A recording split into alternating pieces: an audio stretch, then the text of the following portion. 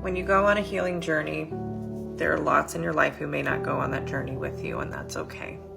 In fact, it may jeopardize and threaten really important and significant relationships with families, partners, kids, friends, and that can be really threatening and fearful of moving forward in your healing journey if it risks disrupting those relationships. But here's something I want you to consider. If the requirement for connection and having that person in your life is that you stay unhealed and you stay hurting and suffering, is that really a relationship that we need in our life? Now, per my definition of relationship with romantic and non-romantic people in my life, it is probably a minimum requirement that they have my best interest in mind, at a minimum. And if you do not have that belief for the people that are in your life, it's likely that you're struggling with attachment, not because of the relationship. You're attached to them and have built a life around them, or they're part of your life, but there is an identity that you have tied to them and an attachment to them in your life that is no longer serving you if you're going on your healing journey, but you feel like you have to pause that or slow it down or water it down because then they may not accept you on the other side of you being more healed. That seems counterproductive to a healing journey. And we have to start to ask ourselves, the version of me that drew them into my life or that had them in my life is no longer serving me because my healing means that I'm evolving away from connection with them. And that's hard. Yes, going on a healing journey can have more loneliness in the sense that you cannot connect with people in the same way once you've learned the truth about yourself.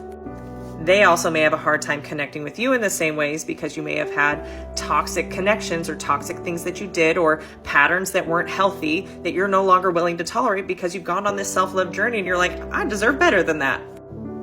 Don't expect others to go on the same healing journey that you go on. You can model it for them, you can inspire them, but trying to force somebody else down the healing journey when they're not choosing it for themselves, that's just tying an anchor to your foot. That's no fun.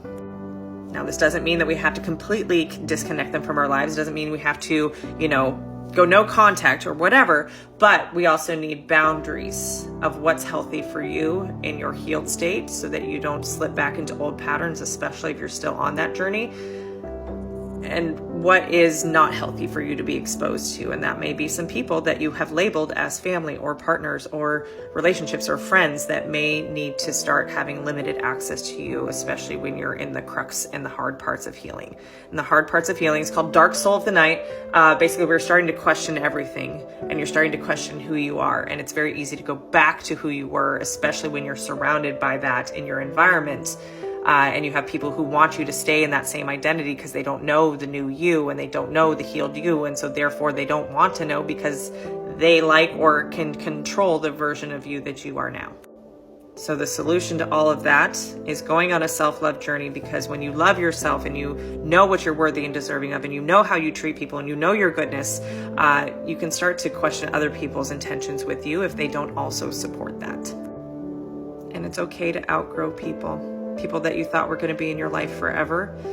I kind of look at people as they're in it for a reason, a season, or a lifetime. And sometimes we mistake people who are going to be a part of our lives for a lifetime when they're really only here for a reason or a season. So give yourself permission to just take a pause before you make any decisions, but really evaluate the people in your life. And are they there to help you, or are you there to help them? Or is it just not helping anybody and you guys are just chaotically being destructive towards each other? Because that's no fun either.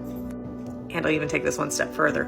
Maybe losing you in their life is their catalyst to go on their healing journey. So you might be able to be doing them a gift in the long-term version of their life by showing them how to have boundaries, which may mean they end up losing access to you, but that could be the catalyst they need to go on their own healing journey and finally see the opportunities they have to love themselves and go on the journey that you're also going on.